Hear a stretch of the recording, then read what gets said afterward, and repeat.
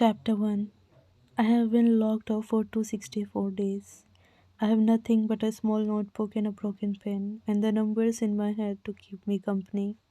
One window, four walls, 144 square feet of space, 26 letters in an alphabet I haven't spoken in 264 days of isolation.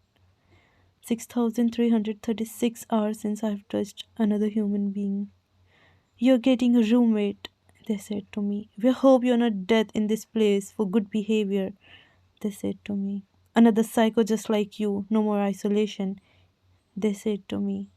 They are the minions of the Reestablishment, the initiative that was supposed to help our dying society. The same people who pulled me out of my parents' home and locked me in an asylum for something outside of my control. No one cares that I didn't know what I was capable of, that I didn't know what I was doing. I have no idea where I am. I only know that I was transported by someone in a white van who drove 6 hours and 37 minutes to get me here. I know I was handcuffed to my seat. I know I was strapped to my chair. I know my parents never bothered to say goodbye. I know I didn't cry as I was taken away. I know the sky falls down every day. The sun drops into the ocean and splashes browns and reds and yellows and oranges into the world outside my window. A million leaves from 100 different branches dip in the wind, fluttering with the false promise of fight. The gust catches their withered wings only to force them downward, forgotten, left to be trampled by the soldiers stationed just below. There aren't as many trees as there were before, is what the scientists say. They say our world used to be green, our cloud used to be white, our sun was always the right kind of light. But I have very faint memories of that world. I don't remember much them before. The only existence I know now is the one I was given, an echo of what used to be. I press my palm to the small pane of glass and feel the cold clasp my hand in the familiar embrace. We are both alone, both existing as the absence of something else. I grab my nearly useless pen with the very little ink I have learned to ration each day and stare at it. Change my mind, abandon the effort it takes to write things down. Having a cellmate might be okay.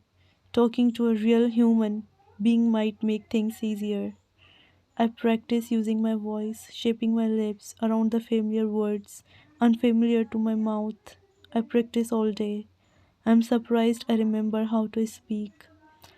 I sit up on the cloth cover spring I'm forced to sleep on.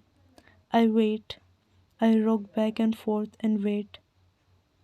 I will wait too long and fall asleep. My eyes open to two eyes, to lips, to ear, to eyebrows. I stifle my scream, my urgency to run, the crippling horror gripping my limbs. You are a B. You're a girl. He crocks an eyebrow. He leans away from my face. He grins, but he's not smiling. I want to cry. My eyes desperate, terrified, darting toward the door. I tried to open so many times I'd lost count. They locked me up with a boy. A boy. Dear God, they are trying to kill me.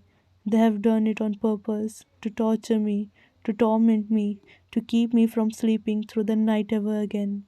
His arms are titted up, half sleeves to his elbows. His eyebrows is missing a ring they must have confiscated.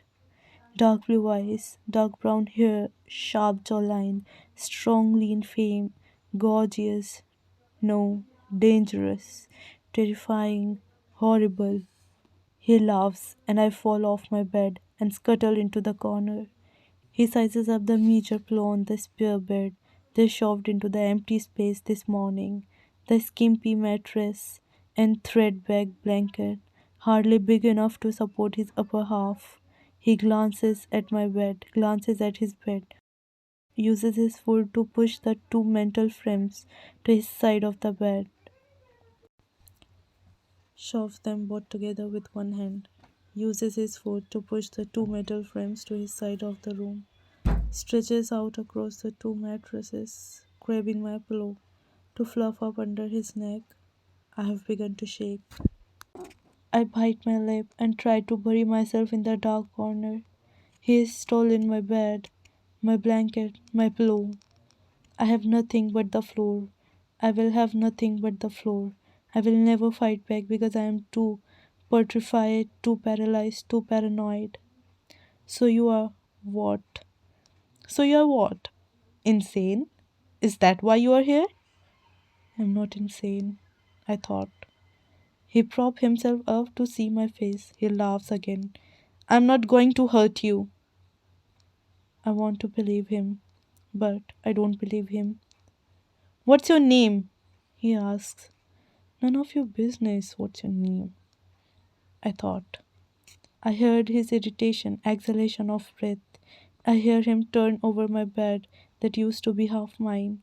I stay awake all night, my knees curl up to my chin, my arms wrapped tight around my small frame, my long brown hair the only curtains between us. I will not sleep. I cannot sleep. I cannot hear those screams again.